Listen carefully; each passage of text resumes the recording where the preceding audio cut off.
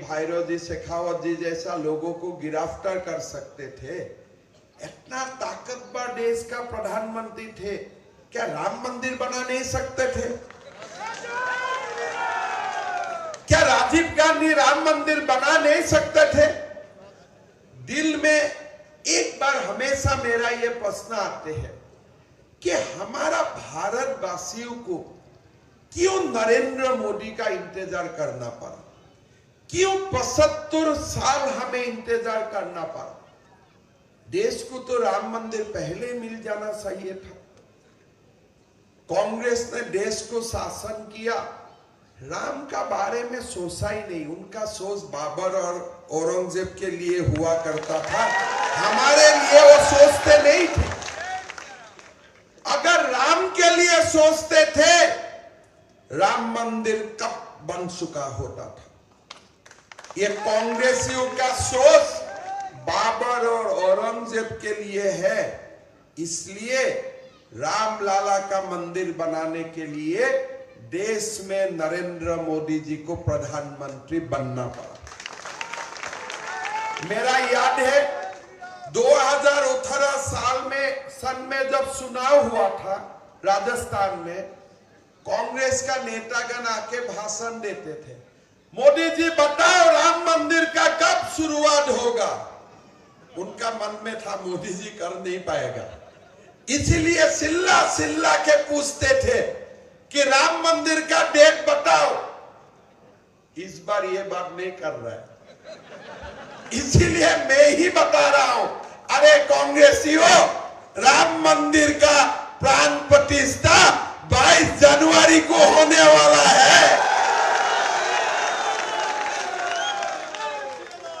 आप लोगों को तो जाना ही है, अमित शाह जी ने बोला है कि राजस्थान का लोगों को सरकारी अतिथि बना के रामलाला का दर्शन करने लेके जाऊंगा। भाइयों और बहनों, देश को ऐसे गौरवशाली समय मेरा नहीं लगता है कब देख चुका है। पहले 370 धारा का बाद होते थे, हटाना चाहिए। श्यामा प्रसाद मुखर्जी का बलिदान हो गया, 370 धारा नहीं हटते। क्यों भाई? हल्ला हो जाएगा 370 धारा हटाने से। क्या हल्ला होगा? जम्मू कश्मीर में ब्लड शेड हो जाएगा। चलो, ताकत नहीं हुआ, अमित शाह जी देश का गृह मंत्री बना, बोले 370 हटाना है। अधिकारियों ने बोला सब हल्ला हो जाएगा। अमित शाह जी ने बोला चलो हल्ला होने से मजा आएगा, 370 धारा हटा दो। तो हट गया 370 धारा। हल्ला करने वाला लोग कहां गया? अभी अंडरग्राउंड हो गया, सारे लोग अंडरग्राउंड हो गया। अभी मैं समझ चुका हूं, धीरे धीरे मैं समझा। रामलाला का मंदिर बना, बाबर लोग गायब, जम्मू कश्मीर का 370 धारा हट गया, बाबर लोग गायब। मतलब जब जब सनातन जागते हैं ना, तब तक ये बाबर और औरंगजेब देश छोड़ के भाग जाते हैं। अगर हमारा देश में कोने कोने में छत्रपति शिवाजी महाराज होते थे, राणा प्रताप होते थे, दुर्गादास राठौर होते थे, लासित बरफुकन होते थे, ये औरंगजेब भी कभी सुल्तान नहीं बनते थे। भारत नहीं बनते थे कभी। आज भी लोग हैं, बार बार डरवाता है बाबर का बात से। मेरा जीवन का एक मैं कहानी आप लोगों को बताता हूं। ऐसे तो यहाँ कोई निर्दलीय खड़ा हुआ है, थोड़ा दिन बीजेपी का नमक ले लिया, अभी निर्दलीय बना है। अरे चलो आप जहां है वहां रह जाओ, अभी आपका काम नहीं है, अभी मोदी जी का देश है, अभी आप साइड हो जाओ। और एक बात बोलते हैं ना, चुनाव का बाद बीजेपी में आ जाऊंगा। राजस्थान बीजेपी का अध्यक्ष जी का मैं अनुमति लेके बोलता हूं, अभी और आप बीजेपी आ नहीं पाएगा, आपका दुकान बंद हो चुका है। ठीक है ना? जब मैंने पहले मुख्यमंत्री बना, मेरा पास एक अधिकारी आया एक फाइल लेके। मैं बोला क्या है फाइल में? बोले साहब मद्रासा शिक्षक को सैलरी देना है। हम बोला ये मद्रासा कौन सा दुकान है? मेरा बेटा तो मद्रासा में नहीं पढ़ा, क्या तुम्हारा बेटा मद्रासा में पढ़ा? बोले नहीं साहब मेरा बेटा डॉन बॉस्को पढ़ता है। मैं बोला तब तुम डॉन बॉस्को का फाइल ले आओ, ये मद्रासा का फाइल क्यों ले आया? बोले नहीं साहब काफी लोग मद्रासा में पढ़ता है। मैं बोला बताओ मद्रासा पढ़ने से क्या होते हैं? बोले साहब मुल्ला होते हैं।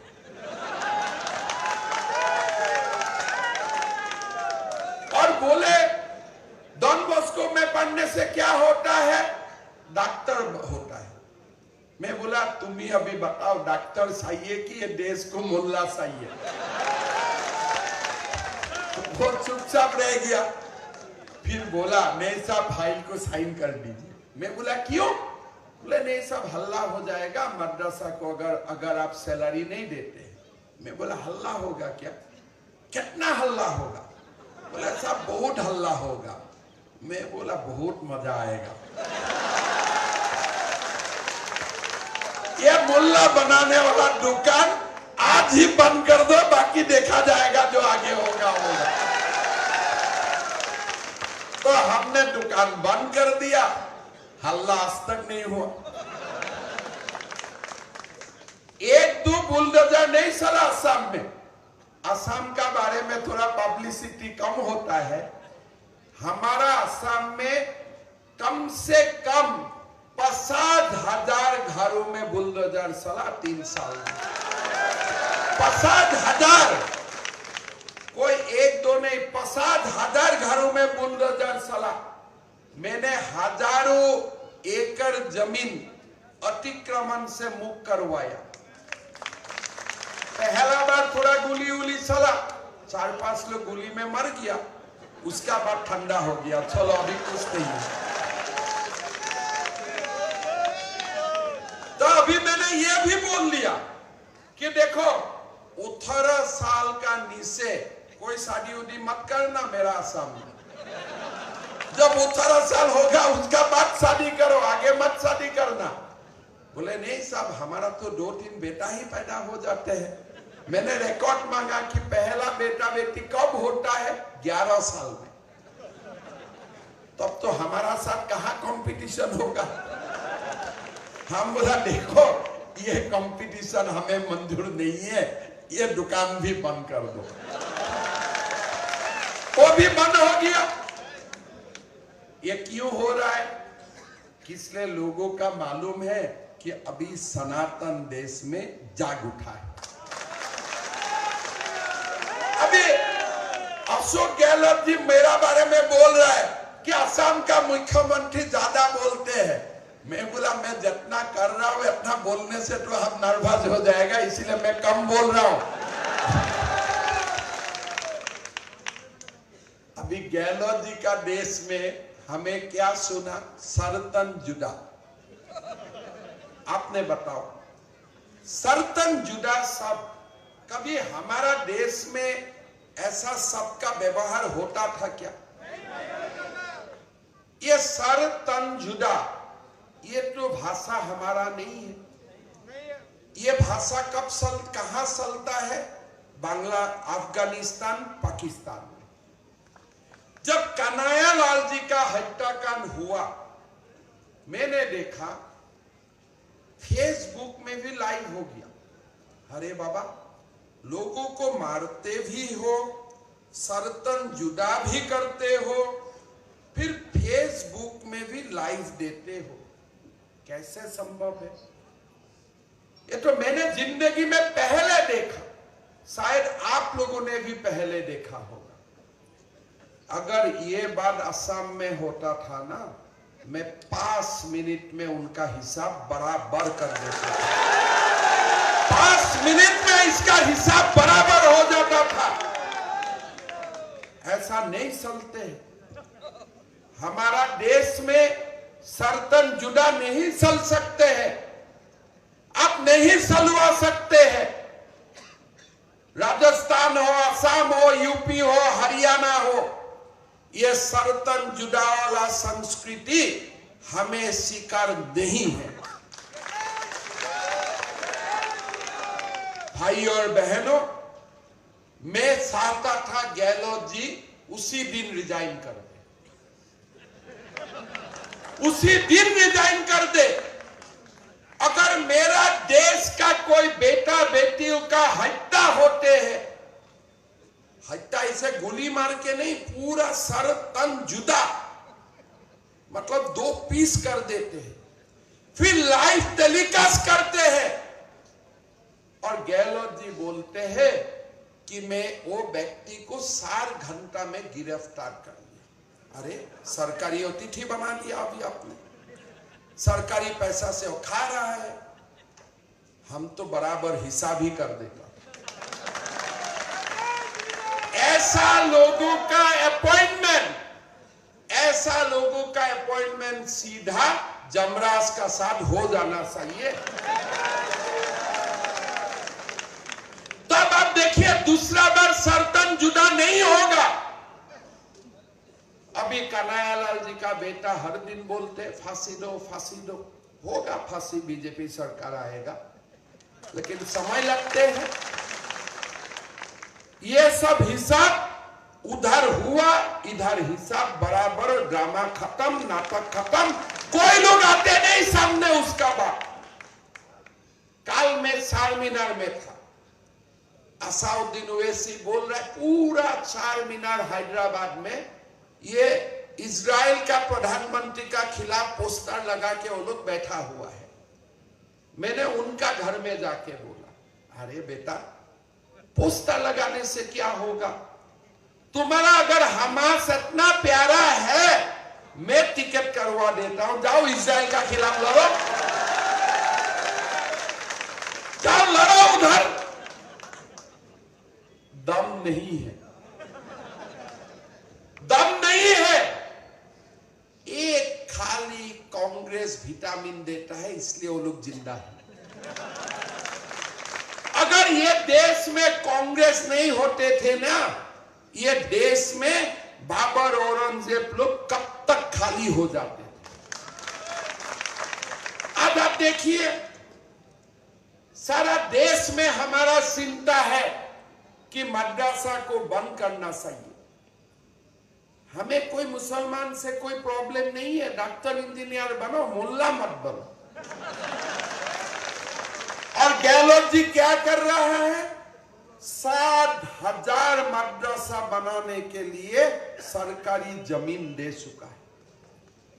आप लोग सोचिए राजस्थान का भविष्य का बारे में।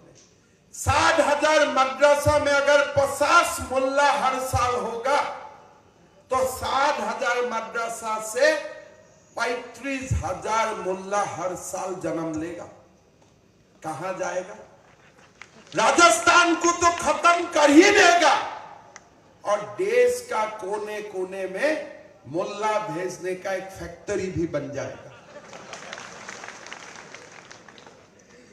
और अशोक गहलोत जी बोलते हैं बीजेपी हिंदू का राजनीति करते हो। अरे भाई, अगर आप लोग मुसलमान का राजनीति करते हो, उसमें कोई आपको नहीं पूछेगा। आप तेलंगाना में जाके बोल रहे मैं 12% मुसलमान को जॉब में रिजर्वेशन दूंगा, कर्नाटक में 8% जॉब में आप रिजर्वेशन दे रहे हैं, तब हिंदू को भी दो। वो तो आप नहीं देते हैं, लेकिन आप मुसलमानों को देते हो। तो आपको तुष्टीकरण का राजनीति करने का आपका लाइसेंस है, लेकिन मेरा पास हिंदुओं के लिए बोलने के लिए लाइसेंस नहीं है।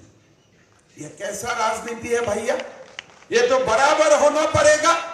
आप जब तक देश में तुष्टीकरण का राजनीति करते रहेगा, तब तक मैं सनातन का बात बोलते रहूंगा, करते रहूंगा। अब क्या करना है कर लो मुझे, अब क्या करना है कर लो मुझे। कुछ नहीं कर सकते हो। ये देश में सनातन था और जब तक सान और सुरूज रहेगा ये देश में सनातन रहेगा। अब सुन लो कांग्रेसी,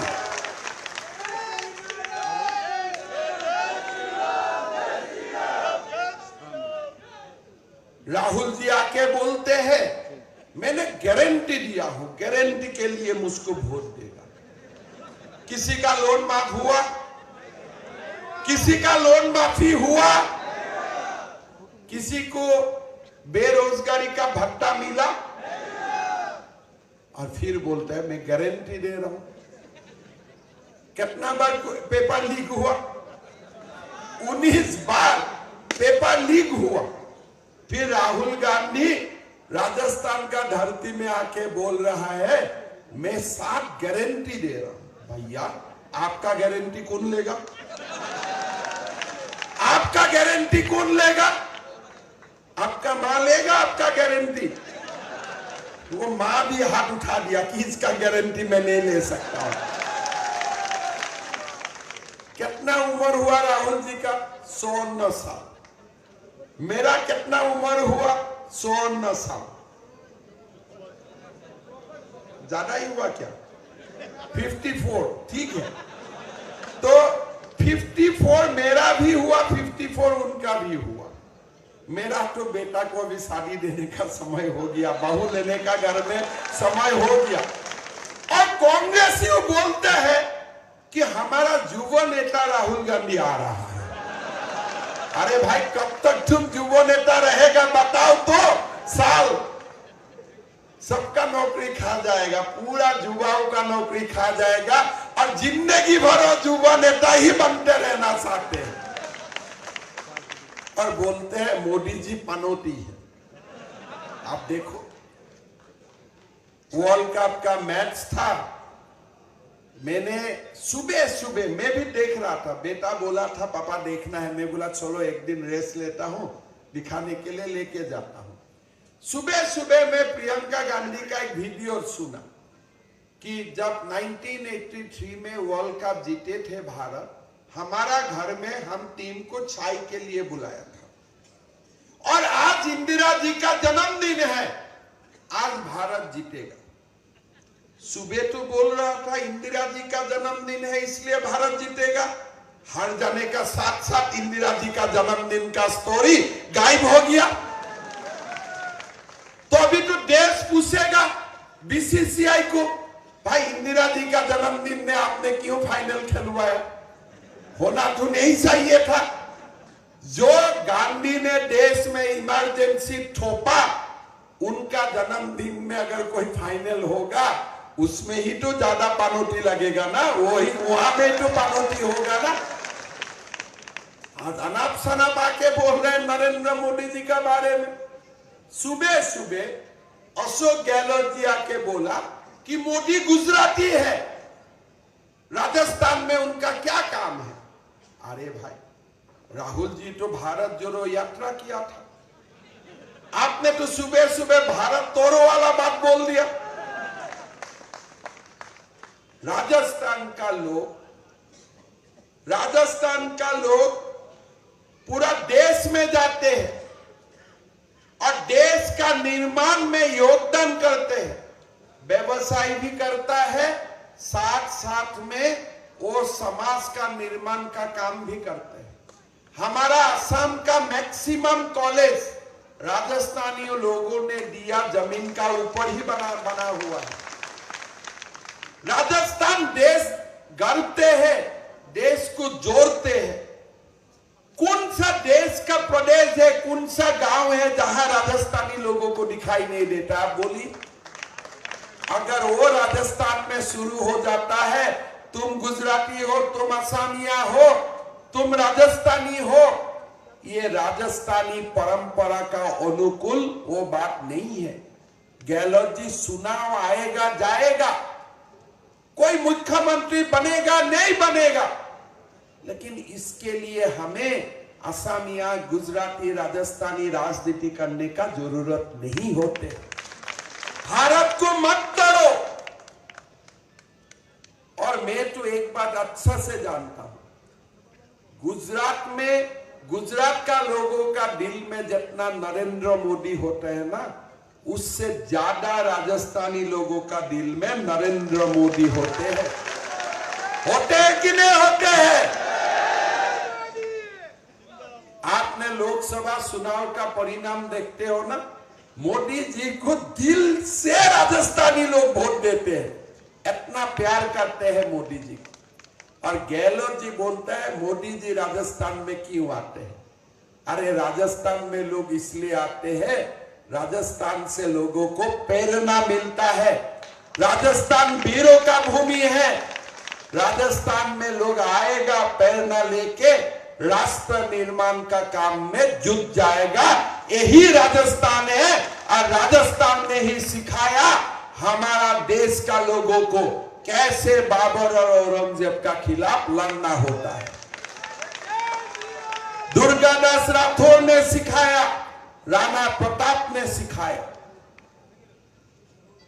महिलाओं का अहंकार क्या होना चाहिए, रानी पद्मिनी ने सिखाया। भाई और बहनों, राजस्थान में अशोक गहलोत जी का सरकार का समय महिलाओं का ऊपर अत्याचार बढ़ा, बेटियों का ऊपर अत्याचार बढ़ा। जो लोग माताओं और बेटियों का ऊपर अत्याचार करते हैं ना, ये लोगों का एड्रेस जमराज का पास होना चाहिए और कोई बाकी कुछ होना नहीं चाहिए। देश को बदलने का हमें जरूरत है। देश को देखने का जो हमारा दृष्टि है, इसको भी बदलने का जरूरत है। और यही समय है, मोदी जी हर बार बोलते हैं यही समय है। कभी हम सोचते थे कि अमेरिका का संसद में भी मोदी जी जाते हैं, संसद खड़ा होके भारत को अभिवादन करते हैं, ये हमारा देश है। ब्रिटिश हमको गुलाम बनाया 200 साल। मोदी जी का नेतृत्व में अभी हम ब्रिटेन का इकोनॉमी को भी पीछे कर दिया, भारत आगे चल पड़ा। 2029 में हम जापान को पीछे करूंगा और मेरा विश्वास है 10 साल ये देश का प्रधानमंत्री नरेंद्र मोदी जी बनते रहे ना, हम अमेरिका और चाइना को भी पीछे कर दूंगा, इसमें कोई डाउट नहीं। भाई और बहनों, हमें इस बार चुनाव में बीजेपी को भारी बहुमत से जिताना है। 300 से मोदी जी प्रधानमंत्री नहीं, इस बार 400 सीट पार करके मोदी जी को देश का प्रधानमंत्री बनना है। राजस्थान का भव्य विजय उनका रास्ता साफ करेगा। वो विजय के लिए हमें आगे लेके जाएगा। अभी मुझको बोला गया है कोई निर्दलीय कैंडिडेट है, 100 किलोमीटर का सारा बकरी मार दिया। भाई इतना मत खाओ, लोगों का बीमार हो जाएगा।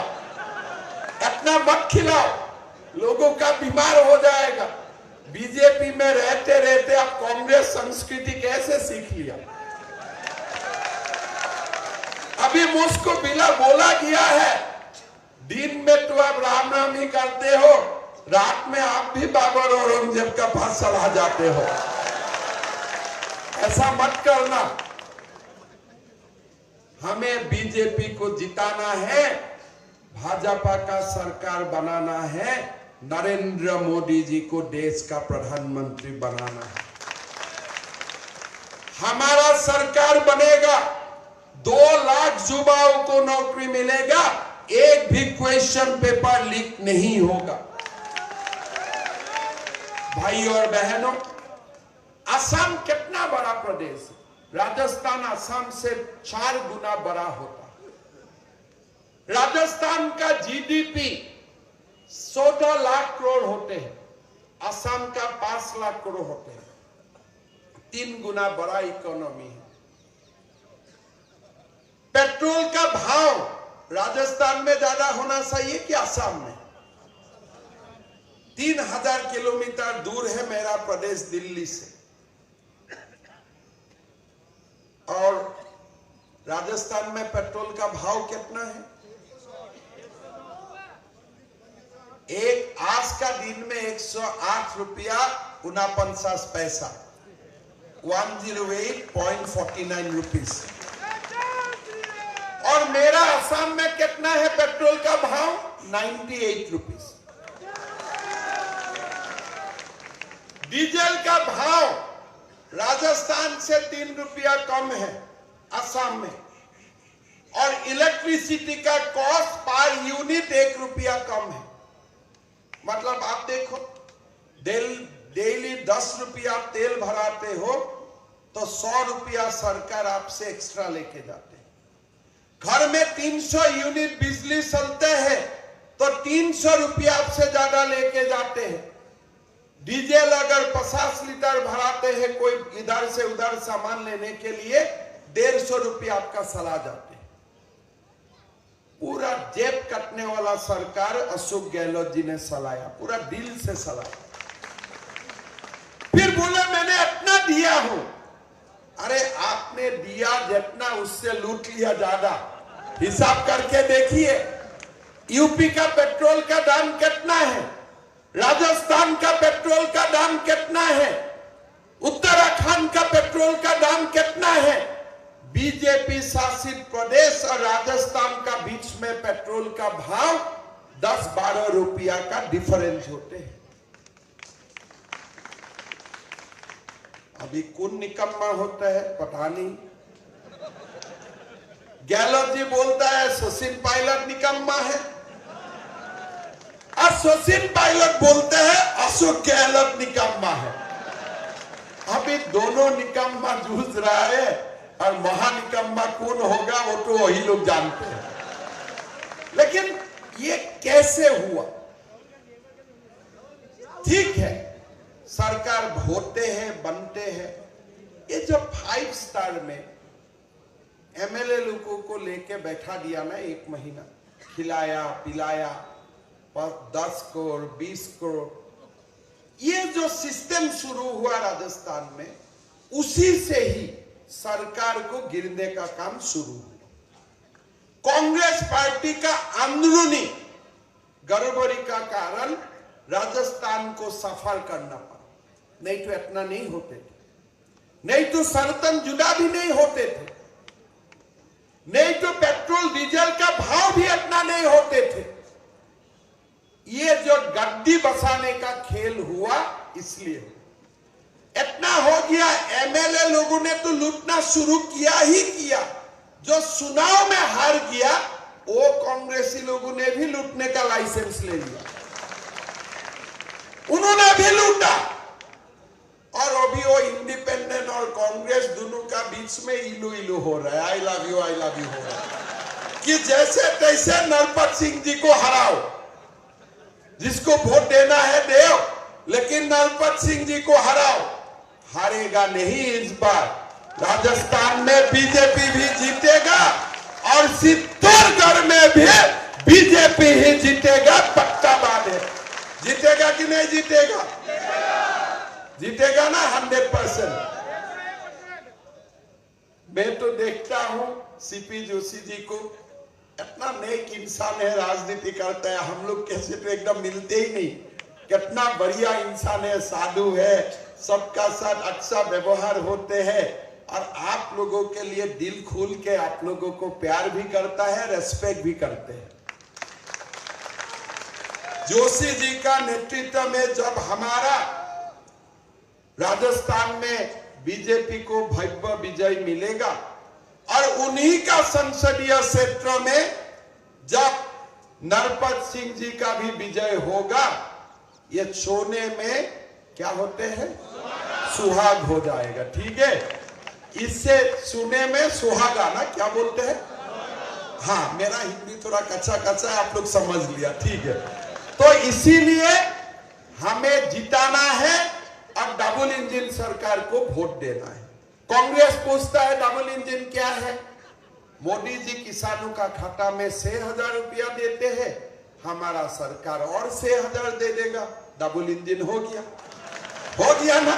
सिंपल में समझा दिया।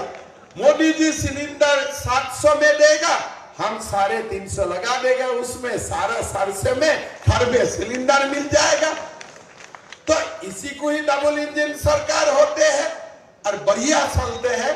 हमने चला के देखा और अच्छा चलते हैं। अभी आप लोगों का कोई ना कोई तो असम में रिश्तेदार होगा। पहले असम में लोगों का बहुत तकलीफ होते थे।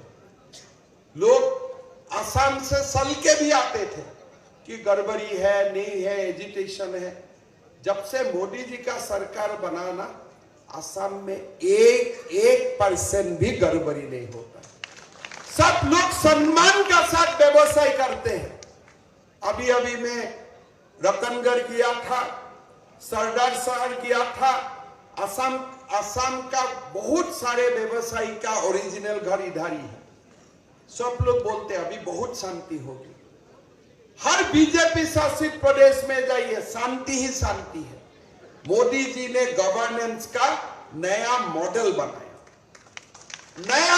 बनाया। वोकल फॉर लोकल, इंपोर्ट नहीं, देश को एक्सपोर्ट करना है। देश का कारीगरों को हमें शक्ति देना है, प्रेरणा देना है। विश्वकर्मा योजना से लेकर एक नया भारत का सपना है। मैं मानता हूं स्वामी विवेकानंद ने सपना देखा था भारत मां विश्व गुरु बने, और दिन दूर नहीं है। मोदी जी प्रधानमंत्री बनते रहे, हम विश्व गुरु बन जाएगा। भारत मां पुनः विश्व गुरु बन के ये जगत को रोशनी दिखाएगा। यही भारत मां पूरा दुनिया का नेतृत्व लेगा। इसीलिए राजस्थान का चुनाव से ही मोदी जी का भव्य विजय का शुरुआत होना चाहिए। 3 दिसंबर में इंतजार करूंगा। चित्तौड़गढ़ में नरपत सिंह जी हजारों वोट से जीतना चाहिए, और आप लोग जिताइए। आज का बाद काम में लग जाइए, सबको बुला लीजिए, बीजेपी को जिताइए, मोदी जी को जिताइए, और उसी से हमारा देश आगे बढ़े।